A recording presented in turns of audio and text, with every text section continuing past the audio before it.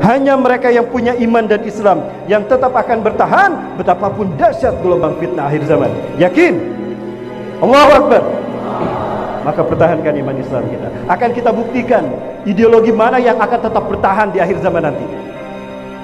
Ya, kita perhatikan, kita lihat tuh. Makin kuat mereka muncul dan menekan kita, makin dekat Islam dengan kemenangan. Betul? Makin dekat Islam dengan kemenangan.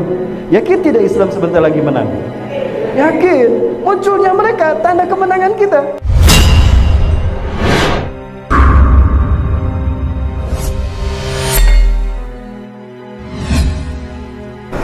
Bapak Ibu yang Allah Subhanahu wa taala. Saya tidak mengkhususkan bicara tentang akhir zaman sebetulnya, tentang fitnah-fitnah dajjal. Tapi banyak sekali peristiwa-peristiwa propaganda dan fitnah yang mengancam keselamatan dunia, wabil khusus umat Islam. Wabil khusus umat Islam. Hal ini yang membuat saya harus bicara. Hal ini yang membuat saya harus membongkar semua fakta-fakta tadi, betapapun beresiko. Saya ambil resiko itu. Kenapa demikian? Karena pahalanya besar. Pahalanya besar. Jangankan berjuang dengan nyawa kita, menghidupkan sunnah saja di zaman sekarang, itu pahalanya 100 kali mati syahid. 100 kali pahala mati syahid. Ya, menghidupkan sunnah Rasul 100 kali mati syahid. Jangankan 100 kali mati syahid, 1 kali mati syahid saja Bapak Ibu. Orang yang mati syahid, yang pertama kata Rasulullah, sebelum peluru menusuk tubuhnya, sebelum pedang menyambar lehernya, Allah cabut nyawanya terlebih dahulu. Fala ya'lamu bi'alamil maut ila qadamtin nama, maka dia tidak akan merasakan sakitnya kematian melainkan seperti digigit semut. Orang yang mati syahid, matinya seperti digigit semut. Tidak percaya silakan buktikan. Kalau sudah terbukti kasih tahu saya. Ustaz, betul Ustaz. Terima kasih Ustaz sudah meyakinkan saya. Saya mati syahid Ustaz. Saya tidak sakit dengan kematian saya. Saya seperti digigit semut. Itu WA-nya yang pernah saya terima dari alam barzah. Ada kirim WA dari alam barzah. Bapak Ibu, itu yang pertama. Yang kedua, Allah haramkan tanah menghancurkan tubuh orang yang mati syahid.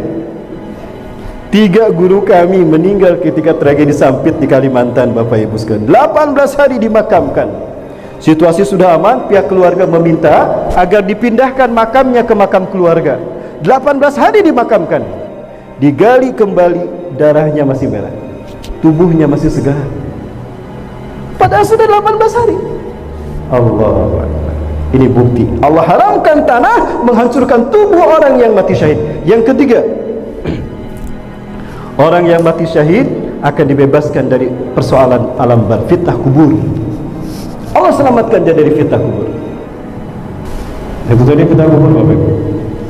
Nah, Allah berjanjikan orang yang mati syahid akan terbebas dari fitnah seperti itu. Ya.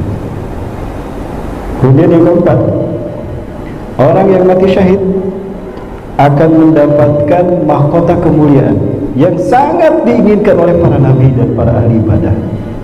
Tajul waqar, mahkota kemuliaan yang disematkan oleh makhluk terbaik yang Allah ciptakan di surga. Kemudian orang yang mati syahid yang kelima keutamaannya, dia akan berhak memberikan syafaat kepada 70 keluarganya. Ini nama-nama keluarga Anda. Silakan, siapa yang ingin Anda bebaskan dari api neraka, dia dimasukkan ke dalam surga bersama Anda. Silakan disebutkan satu-satu. Siapa yang tidak senang nanti kita berkumpul lagi di surga? Nah, orang yang mati syahid. Keutamaan yang keenam, Allah akan nikahkan para orang yang mati syahid dengan 73 bidadari. Masya Allah. Kalau saya cerita bidadari habis waktu kita. Ya, jangankan bidadari surga, bidadari rumah saja habis cerita saya. Jamaah masih ada? Lanjut Bapak Ibu. Ya, Bapak Ibu yang berdoa subhanahu wa ta'ala. Nah, itu tadi keutamaan satu mati syahid. Nah, yang menghidupkan sunnah di zaman penuh dengan fitnah itu 100 kali dari semua itu. 100 kali Bapak Ibu.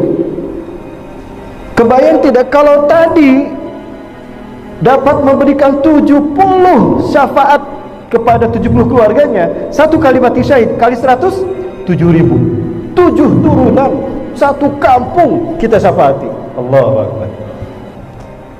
Kalau tadi bidadarinya 73 untuk yang mati syahid, lalu bagaimana dengan yang 100 kali lagi? Lebih baik 7.300. Gimana menggilirnya, Pak?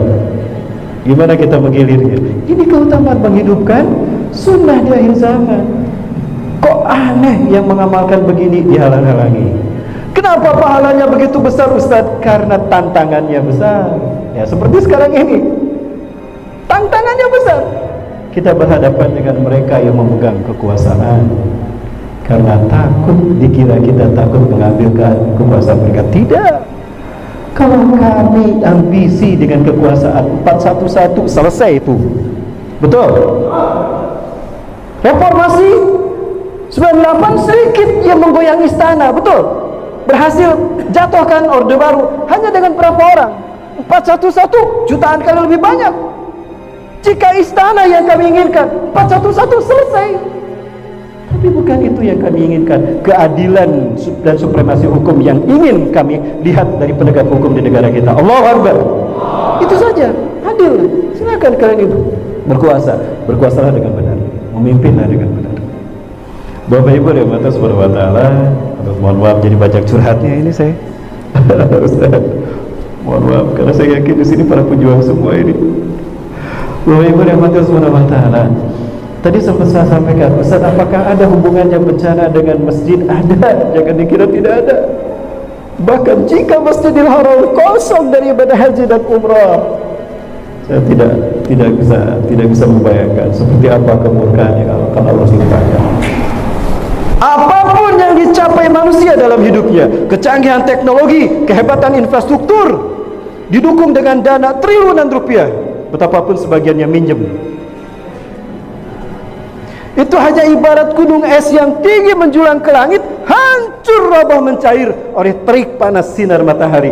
Hanya mereka yang punya iman dan Islam yang tetap akan bertahan betapapun dahsyat gelombang fitnah akhir zaman. Yakin? Allahu Akbar. Maka pertahankan iman Islam kita. Akan kita buktikan ideologi mana yang akan tetap bertahan di akhir zaman nanti. Ya, kita perhatikan, kita lihat dulu. Makin kuat mereka muncul dan menekan kita, makin dekat Islam dengan kemenangan. Betul? Makin dekat Islam dengan kemenangan. Yakin tidak Islam sebentar lagi menang? Yakin. Munculnya mereka tanda kemenangan kita.